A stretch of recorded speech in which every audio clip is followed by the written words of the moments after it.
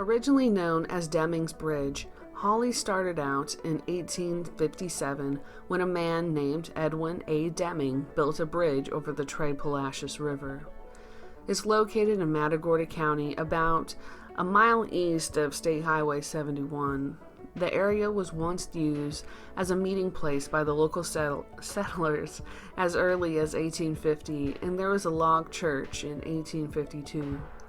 According to the TSHA handbook, there was land deeded for a cemetery and a church in 1854. A post office was operated in the 1860s, closed in 1866, and then reopened in 1872. In 1861, the town was used during the Civil War by the Confederate Reserve Infantry Unit, the Palacios Coast Guard. A cattle company was headquartered south of the town by Jonathan Edwards Pierce, a friend of Edwin Deming. There was a storm and/or a fire that hit the town in 1875, destroying the church, which was called the Palacios Baptist Church. Its population at that point was about 300 people.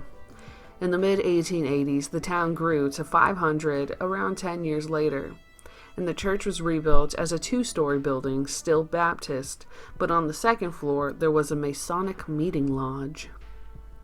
In 1899, the town changed names from Deming's Bridge to Hawley. The original name had gone into disuse with the exception of a school called Deming's Bridge School.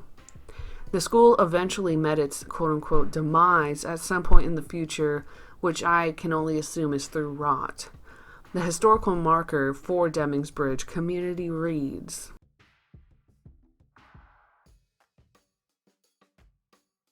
"The historical marker is in front of one of the original pieces of wood that was used in making the bridge. The bridge is huge. The wood is huge. A giant piece of log that's chained to some very old-looking metal. For some reason, the whole thing is in the Hawley Cemetery, and the cemetery seems to be the original cemetery for the area, and I went in 2020, and there's some very old graves there. Hawley Cemetery is also a historical marker." Back in the 1890s, the town of Hawley had 17 businesses. Jonathan Pierce was the postmaster, and apparently he renamed the town as Hawley since there was, I guess, a benefactor who appointed his son into the Navy. In 1903, the New York-Texas-Mexican Railroad was encroaching close to the area, and Pierce donated land to ensure that the railroad would pass through the area. And with this land donation, the town of Blessing was born.